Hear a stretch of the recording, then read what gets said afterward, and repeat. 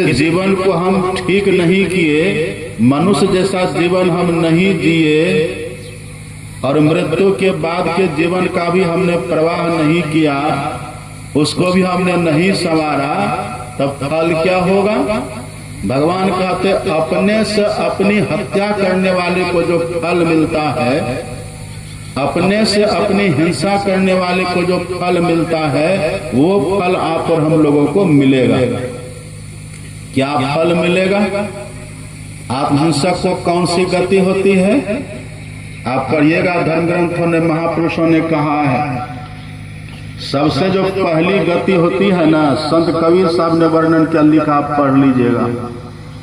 संत कबीर साहब कहते हैं, पहला जन्म यदि भजन नहीं किए इस जन्म में, हमने मानव जीवन को नहीं सुधारा, नहीं संवारा, फल क्या होगा?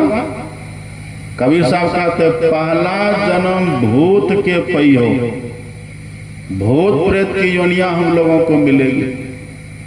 भूत प्रेत ही है आत्महिंसक की गति, भूत प्रेत हम लोग बन जाएंगे। अब भूत प्रेत के लिए सब जानते हैं कि नहीं?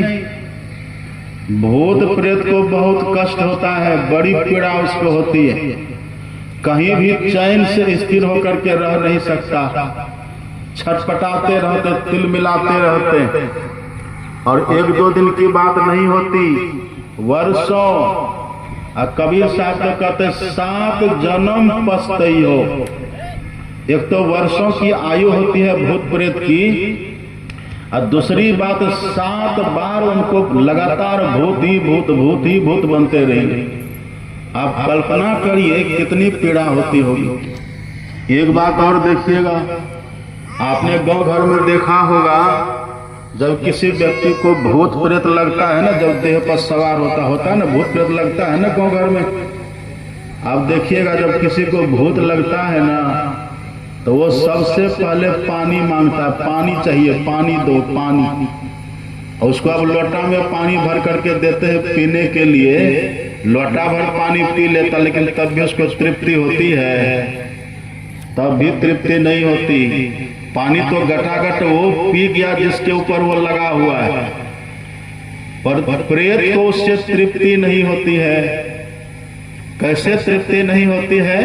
आप पढ़ेंगे, हम लोग पढ़ते हैं, देखते हैं, सुनते हैं महापुरुषों की वाणियों को। आप पढ़ेंगे ना, भूत प्रेत के लिए प्यास उसको बहुत लगती है, वो जो पानी पीता है, जहां पानी जाकर के उसको संतोष होगा,